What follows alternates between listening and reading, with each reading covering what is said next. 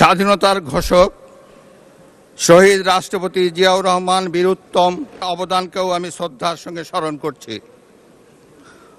বাংলাদেশের 3 বারের নির্বাচিত সাবেক প্রধানমন্ত্রী ও বিএনপির সাবেক চেয়ারপারসন দেশনেত্রী বেগম খালেদা জিয়ার অবদানকে শ্রদ্ধার সঙ্গে স্মরণ করছি, যিনি দেশে সংসদীয় গণতন্ত্র প্রতিষ্ঠা করেছেন।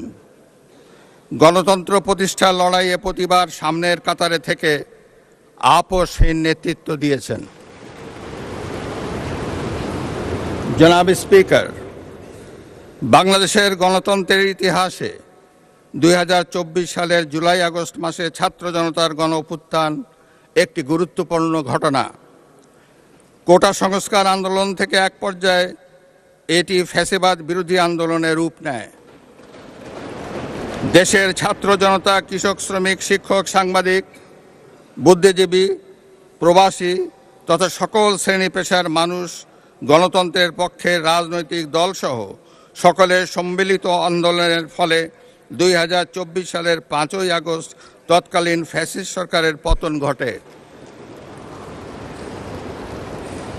হাজারো শহীদের রক্তের উপর দিয়ে তাবেদার ও ফ্যাসিবাদ মুক্ত নতুন গণতান্ত্রিক বাংলাদেশের সূচনা হয়। আমি 2024 সালের জুলাই আগস্ট ছাত্র জনতার গণ অভ্যুত্থানে শহীদ ও আহতদের এবং দীর্ঘ 1.5 দশকের ফ্যাসিবাদী শাসন আমলে গুম, খুন, বিচার বহির্ভূত হত্যাকাণ্ড এবং ফ্যাসিবাদ বিরোধী আন্দোলনে নির্যাতন ও নিপীড়নের শিকার সাধারণ মানুষ ও রাজনৈতিক দলের সদস্যবৃন্দকে কৃতজ্ঞতার সঙ্গে স্মরণ করছি, যাদের অসামান্য ত্যাগের মাধ্যমে বাংলাদেশ ফ্যাসিবাদ মুক্ত হয়ে গণতন্ত্রের পথে যাত্রা শুরু করেছে। সকলকে জানাই আমার আন্তরিক শ্রদ্ধা। 2024 সালের গণ অভ্যুত্থানে সহস্রাধিক মানুষ শহীদ হয়েছেন। নারী, পুরুষ, শিশুসহ আহত ও পঙ্গু হয়েছেন কমপক্ষে 30,000 মানুষ। 5 শতাধিক মানুষ চোখ হারিয়ে অন্ধত্ব বরণ করেছেন। 1971 সালের স্বাধীনতা অর্জনের যুদ্ধ, 2024 সালের দেশ এবং জনগণের স্বাধীনতা রক্ষার যুদ্ধ সহ যাবৎকাল দেশের ইতিহাসের সকল গণতান্ত্রিক আন্দোলনের শহীদদের আকাঙ্ক্ষিত বাংলাদেশ প্রতিষ্ঠার লক্ষ্যে সরকার কার্যক্রম অব্যাহত রেখেছে। 2024 সালে ছাত্র জনতার গণ অভ্যুত্থানে আহতদের দেশের বিভিন্ন হাসপাতালে চিকিৎসা চলমান রয়েছে। 137 জন গুরুতর আহত জুলাই যোদ্ধাকে উন্নত চিকিৎসার জন্য বিদেশে পাঠানো হয়েছে। আহতদের 12,043টি স্বাস্থ্য কার্ড দেওয়া হয়েছে। 1971 সালের বীর মুক্তিযোদ্ধা ও 2024 সালের জুলাই যোদ্ধাদের চিকিৎসা সহায়তা ও ভাতা অনলাইন ব্যাংকিং সিস্টেমে পরিচালিত হচ্ছে। সরকার জুলাই গণ অভ্যুত্থানের ইতিহাস সংরক্ষণ, গবেষণা, উন্নয়ন, দিবস উদযাপন সহ নানামুখী কার্যক্রম ও বাস্তবায়ন করে যাচ্ছে। বিশ্ব শিশু দিবস ও শিশু অধিকার সপ্তাহ 2025 উদযাপন উপলক্ষে 2025 সালের 6ই অক্টোবর সরকার জুলাইয়ের গণ অভ্যুত্থানে শিশু শহীদদের 60টি পরিবারকে এককালীন 50,000 টাকা সমমূল্যের প্রাইজ বন্ড এবং সম্মাননা স্মারক প্রদান করেছে। ওসমানী উদ্যানে জুলাই স্মৃতিস্তম্ভ নির্মাণের উদ্যোগ গ্রহণ করা হয়েছে। জুলাই আগস্ট গণ অভ্যুত্থানে শহীদদের স্মরণে শহীদি মৃত্যুর নির্দিষ্ট স্থানে স্ট্রিট মেমোরি স্ট্যাম্প স্থাপনের উদ্যোগ গ্রহণ করা হয়েছে। শহীদদের কবর সংরক্ষণ করা হয়েছে। জুলাই শহীদদের স্মৃতি অম্লান রাখতে জুলাই অভ্যুত্থানের স্মৃতি জাদুঘর এবং 64টি জেলায় স্মৃতিস্তম্ভ স্থাপন করা হয়েছে। জাতীয়ভাবে 36 দিনব্যাপী জুলাই পুনর্জাগরণের অনুষ্ঠানমালা 2025 বাস্তবায়িত হয়েছে। জনাব স্পিকার, আজ এই মহান সংসদে আমি অন্তর্বর্তীকালীন সরকারের কার্যক্রম এবং বর্তমান সরকারের কার্যক্রম ও পরিকল্পনার সারসংক্ষেপ তুলে ধরছি। তবে বক্তব্যের বিস্তারিত সংসদ সদস্যদের সামনে লিখিতভাবে উপস্থাপিত হয়েছে। জনাব স্পিকার, বর্তমান বৈশ্বিক অর্থনীতি এবং স্থিতিশীল সময় অতিক্রম করছে। বাংলাদেশের সামষ্টিক অর্থনৈতিক পরিস্থিতি 2023-24 অর্থবছরের তুলনায় 2024-25 অর্থবছরে অনেকটা স্থিতিশীল রয়েছে। রেমিটেন্স সহ আরও কয়েকটি সূচক ইতিবাচক ধারায় ফিরতে শুরু করেছে। 2025-26 অর্থবছরে অর্থনৈতিক পরিস্থিতি আরও সুদৃঢ় হবে বলে সরকার আশা করে। একদিকে বিশ্বে যুদ্ধ পরিস্থিতি এবং অপর দিক থেকে মুদ্রাস্ফীতি, রাজস্ব জিডিপির নিম্ন হার, এ ধরনের বিদ্যমান পরিস্থিতিতে দেশের অর্থনীতিতে নানা চ্যালেঞ্জ রয়েছে। পয়েন্ট টু পয়েন্ট মূল্যস্ফীতি 2025 সালের জানুয়ারি মাসে 9.94% থেকে হ্রাস পেয়ে 2026 সালের জানুয়ারি মাসে 8.58% দাঁড়িয়েছে। আশা করা যায় পরবর্তী মাসগুলোতে মূল্যস্ফীতি হ্রাসের ধারা অব্যাহত থাকবে। তৈরি পোশাক খাত থেকে গত এক বছরে 39.35 বিলিয়ন ইউএস ডলার অর্জিত হয়েছে। 2024-25 অর্থ বছরে রপ্তানি 8.60% বৃদ্ধি পেয়ে 48,300 মিলিয়ন ইউএস ডলারে দাঁড়িয়েছে। 2026 সালের 19 ফেব্রুয়ারি বৈদেশিক মুদ্রা রিজার্ভ দাঁড়িয়েছে 34.78 বিলিয়ন ইউএস ডলার। বর্তমান সরকার আরও নতুন রপ্তানি খাত এবং রপ্তানি বাজার আরও সম্প্রসারিত করার লক্ষ্য নিয়ে সুনির্দিষ্ট কর্মসূচি বাস্তবায়নের কার্যক্রম শুরু করেছে। সরকার বাংলাদেশ ব্যাংক, রাষ্ট্রায়ত্ত বেসরকারি ব্যাংক, আর্থিক প্রতিষ্ঠান, বীমা কোম্পানি এবং পুঁজিবাজারের সঙ্গে সমন্বয়ের মাধ্যমে তদারকি কার্যক্রম উন্নতকরণ, আমানতকারীদের সুরক্ষা নিশ্চিতকরণ এবং খেলাপি ঋণ হ্রাসে গুরুত্ব দিয়েছে। বর্তমান সরকার ব্যাংক খাতে সুশাসন, মুদ্রাস্ফীতি নিয়ন্ত্রণ, সুদের হার যৌক্তিকরণ এবং জনগণের আস্থা ফিরিয়ে আনার জন্য কার্যকর নীতি প্রণয়ন করবে বলে আশা রাখি। এ লক্ষ্যে অর্থনৈতিক সংস্কার কমিশন গঠন করা হবে। পুঁজিবাজারের সংস্কারের জন্য একটি পুঁজিবাজার সংস্কার কমিশন গঠনের পাশাপাশি ফ্যাসিবাদের শাসনামলে পুঁজিবাজারে সংগঠিত অনিয়মও তদন্ত করবে। জনাব স্পিকার, 2025-26 অর্থ বছরের এডিপি প্রণয়ন দেশের অর্থনৈতিক প্রবৃদ্ধি বজায় রাখা, বেকারত্ব হ্রাস, কর্মসংস্থানের সুযোগ সৃষ্টি, দরিদ্র বিমোচন, কৃষি ও শিল্পের উন্নয়ন, মানব সম্পদ উন্নয়ন এবং জীবনমান উন্নয়নে বিশেষ গুরুত্ব দেওয়া হয়েছে। বর্তমান সরকার অর্থনীতির গণতন্ত্রায়ন, অলিগার্কিক কাঠামো ভেঙে জনগণের অংশগ্রহণ নিশ্চিত করবে। ঋণ নির্ভর অর্থনীতিকে বিনিয়োগ নির্ভর অর্থনীতিতে রূপান্তরই হবে বর্তমান সরকারের মূল লক্ষ্য। কর্মসংস্থান সৃষ্টি ও সম্পদ তৈরিতে বিনিয়োগ নির্ভর অর্থনীতি হবে চালিকা শক্তি।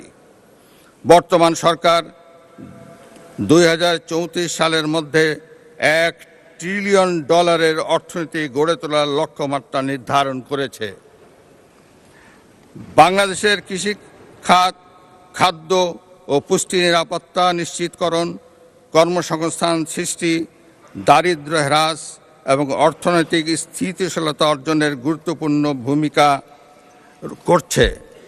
বর্তমান সরকার কৃষক ও কৃষি উন্নয়নকে অগ্রাধিকার দিয়ে কৃষক কার্ডের মাধ্যমে কৃষক ও কৃষির সার্বিক সুরক্ষা নিশ্চিত করার পদক্ষেপ গ্রহণ করেছে।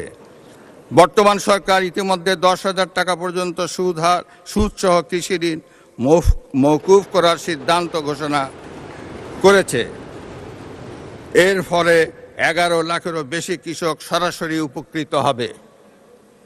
জনাব স্পিকার, 2024 সালের গণঅভ্যুত্থানের উদ্দেশ্য ছিল ফ্যাসিবাদের পতন ঘটিয়ে জনগণের সরাসরি ভোটে জনগণের কাছে জবাবদিহিমূলক সরকার গঠনের মাধ্যমে একটি বৈষম্যহীন ন্যায়ভিত্তিক গণতান্ত্রিক রাষ্ট্র এবং সমাজ বিনির্মাণ। সেই লক্ষ্য অর্জনে ফ্যাসিবাদ পতন পরবর্তী সরকার কর্তৃক রাষ্ট্র মেরামতের অংশ হিসাবে জনগুরুত্বপূর্ণ খাত সংস্কারের লক্ষ্যে 11টি সংস্কার কমিশন গঠন করা হয়েছিল। বর্তমান সরকারও করব কাজ, গড়ব দেশ, সবার আগে বাংলাদেশ, এই স্লোগানকে উপজীব্য করে দলীয় নির্বাচনে ইশতেহার ঘোষণা করেছিল। ইশতেহারে রাষ্ট্র ব্যবস্থার সংস্কারের গণতন্ত্র, জবাবদিহিতা ও সুশাসন এই 3টি বিষয়কে অগ্রাধিকার দেওয়া হয়েছে। তবে সরকারের সকল পরিকল্পনা বাস্তবায়নের জন্য প্রয়োজন কঠোর হস্তে দুর্নীতি নিয়ন্ত্রণ এবং আইন শৃঙ্খলা পরিস্থিতির উন্নয়ন। এই 2টি বিষয় নিয়ন্ত্রণে বর্তমান সরকার দৃঢ়তার সঙ্গে কাজ করছে। দেশে দুর্নীতি নিয়ন্ত্রণে বিএনপি সরকারের ট্র্যাক রেকর্ড রয়েছে। তৎকালীন আওয়ামী লীগ সরকারের বাংলাদেশকে দুর্নীতিতে চ্যাম্পিয়ন বানিয়ে 2001 সালের জুন মাসে ক্ষমতা থেকে বিদায় নিয়েছিল। 2001 সালের অক্টোবর মাসে পূর্ববর্তী সরকারের রেখে যাওয়া দুর্নীতিতে চ্যাম্পিয়ন বাংলাদেশের দায়িত্ব নিয়ে বেগম খালেদা জিয়ার নেতৃত্বাধীন সরকার দুর্নীতি দমনে কঠোর পদক্ষেপ গ্রহণ করে। এছাড়া দুর্নীতি প্রতিরোধের লক্ষ্যে দুর্নীতি দমন কমিশন আইন 2004 প্রণয়ন করে। এর ফলে বিশ্বে দুর্নীতিতে চ্যাম্পিয়ন হওয়ার কলঙ্ক থেকে বাংলাদেশ মুক্তি পায়। 2006 সালের অক্টোবর মাসে বিএনপি যখন রাষ্ট্র ক্ষমতা থেকে বিদায় নেয়, তার অনেক আগেই বিশ্বে দুর্নীতিতে চ্যাম্পিয়নের কলঙ্ক থেকে মুক্ত হয়ে বাংলাদেশ এশিয়ার ইমার্জিং টাইগার হিসাবে স্বীকৃতি পায়। এবারও দুর্নীতি দমন এবং আইন শৃঙ্খলা নিয়ন্ত্রণই হবে বর্তমান সরকারের প্রথম এবং প্রধান অগ্রাধিকার। জনাব স্পিকার, দেশের অর্ধেকেরও বেশি নারী শক্তিকে রাষ্ট্র রাজনীতির মূলধারার বাইরে রেখে স্বনির্ভর বাংলাদেশ গড়ে তোলা সম্ভব নয়। নারীর অর্থনৈতিক ক্ষমতায়ন নিশ্চিত করতে বর্তমান সরকার নানামুখী পদক্ষেপ গ্রহণ করেছে। এরই অংশ হিসাবে বর্তমান সরকার দেশের প্রতিটি পরিবারের নারী প্রধানের নামে ফ্যামিলি কার্ড ইস্যু করার কার্যক্রম চালু করেছে। প্রতিটি পরিবারে নারী প্রধানের নামে ফ্যামিলি কার্ড ইস্যু হলেও প্রথম পর্যায়ে প্রান্তিক ও নিম্ন আয়ের পরিবারগুলোকে আত্মনির্ভরশীল হতে ফ্যামিলি কার্ডের মাধ্যমে নগদ 2,500 টাকা কিংবা সমপরিমাণ প্রয়োজনীয় খাদ্য সহায়তা দেওয়া হবে। সরকার ইতোমধ্যে দেশের 14টি জেলায় পাইলট প্রকল্প হিসাবে ফ্যামিলি কার্ড চালু করেছে। সহায়তার পরিমাণের চেয়েও এই ফ্যামিলি কার্ডকে সরকার নারীর অর্থনৈতিক ক্ষমতায়নের প্রতীক হিসাবে বিবেচনা করছে। সরকার দেশের দুর্যোগ ব্যবস্থাপনা পদ্ধতিকে শক্তিশালী করার লক্ষ্যে সংস্কার সহ বিভিন্ন কর্মসূচি বাস্তবায়ন করছে, যা সার্বিক ঝুঁকি হ্রাস ব্যবস্থাপনা উত্তরণে সহায়তা করছে। উক্ত কার্যক্রমগুলোর মধ্যে রয়েছে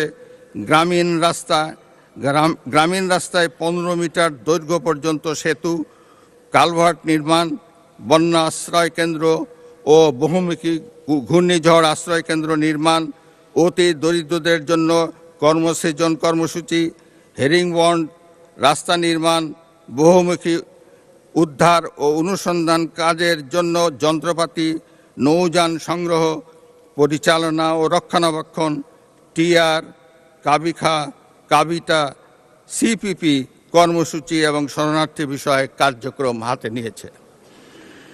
সরকার দরিদ্র বিমোচন, সামাজিক সুরক্ষা ও অন্তর্ভুক্তিমূলক উন্নয়নের উপর বিশেষ গুরুত্ব দিয়ে আসছে। দেশের প্রতিবন্ধী ব্যক্তি, বয়স্ক, বিধবা, স্বামী নিগৃহীতা নারী, দুস্থ ও অসহায় জনগোষ্ঠীর জন্য সামাজিক নিরাপত্তা, মানব সম্পদ উন্নয়ন ও পুনর্বাসনমূলক কার্যক্রমের আওতায় 1,30,00,000-এরও বেশি মানুষ উপকৃত হচ্ছেন। বর্তমান সরকার বিশেষ চাহিদা সম্পন্ন জনগোষ্ঠীর কল্যাণ নিশ্চিত করতে বিশেষায়িত স্বাস্থ্যসেবা ইউনিট ও স্কুল প্রতিষ্ঠা কারিগরি শিক্ষায় স্কলারশিপ প্রদান করবে। তাদের সেবা নিশ্চিত করতে স্বতন্ত্র অধিদপ্তর গঠন করা হবে। জনাব স্পিকার, সাবেক প্রধানমন্ত্রী মরহুমা বেগম খালেদা জিয়া সরকারের সময় মেয়েদের অবৈতনিক শিক্ষা চালু করা হয়েছিল। একই ধারাবাহিকতায় দেশে নারী শিক্ষার প্রসারে দ্বাদশ শ্রেণী পর্যন্ত মেয়েদের শিক্ষা অবৈতনিক এবং স্নাতক পাস ও সমমান অর্থ পর্যন্ত উপবৃত্তি কার্যক্রম চালু রয়েছে। একই ধারাবাহিকতায় বর্তমান সরকার নারীদের জন্য স্নাতকোত্তর পর্যায়েও অবৈতনিক শিক্ষার সুযোগ সৃষ্টির পরিকল্পনা গ্রহণ করেছে। সারা দেশে নারীদের মধ্যে ক্ষুদ্র ঋণ কার্যক্রম পরিচালনার জন্য 1976 সালে গঠিত মহিলা ও শিশু বিষয়ক মন্ত্রণালয়ের আওতায় জাতীয় মহিলা সংস্থার মাধ্যমে ক্ষুদ্র ঋণ কার্যক্রমের আওতায় আর্থিক সঙ্গতিহীন নারীদের এককভাবে 25,000 টাকা থেকে 75,000 টাকা এবং দলগতভাবে 1 লক্ষ টাকা থেকে 2 লক্ষ টাকা পর্যন্ত ঋণ বিতরণ কার্যক্রম চালু রয়েছে।